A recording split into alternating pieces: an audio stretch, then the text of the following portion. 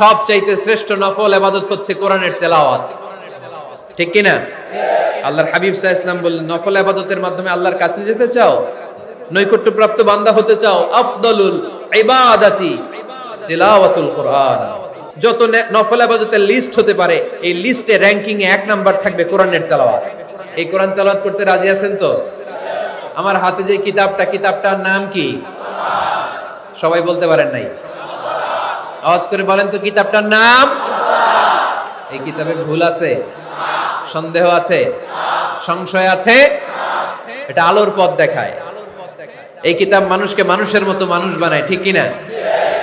গরুর পেট থেকে বেরোলে ওটা গরু, ছাগলের পেট থেকে বেরোলে ওটা ছাগল হয়, মানুষের পেট থেকে বেরোলে ওটা মানুষ হয় না, ওটার মানুষ বানাইতে হয়। মানুষ বানানোর জন্য কোরআন পড়ার দরকার আছে না নাই? তাহলে নফল ইবাদত করে আমরা আল্লাহর নৈকট্য পেতে চাই। 1 নাম্বার যে ইবাদতের কথা আপনাদেরকে শোনালাম সেটা হচ্ছে কোরআনের তেলাওয়াত। রাজি আছেন সবাই? ফজরের পরেই এই নিমসার এলাকায়, এই কুমিল্লা এলাকায় কোরআনের সুমধুর বাণীতে আমাদের গ্রামগুলো মুখরিত থাকতে হবে। আওয়াজ করে বলেন ঠিক কিনা? একটা সময় ছিল আমার বাংলার ৬৮,০০০ গ্রাম থেকে ফজরের পর কোরআনের ধ্বনি শোনা যেত। ৬৮,০০০ গ্রাম থেকে, মক্তবগুলো থেকে আল্লাহর বাণী শোনা যেত। কিন্তু এখন নানা ষড়যন্ত্রের কবলে পড়ে আমাদের মক্তব বন্ধ হচ্ছে, আমাদের কোরআন তেলাওয়াত থেমে যাচ্ছে। কোরআনের তেলাওয়াত কশিন কালেও থামায় দেওয়া যাবে না। চিল্লায় বলেন ঠিক কিনা?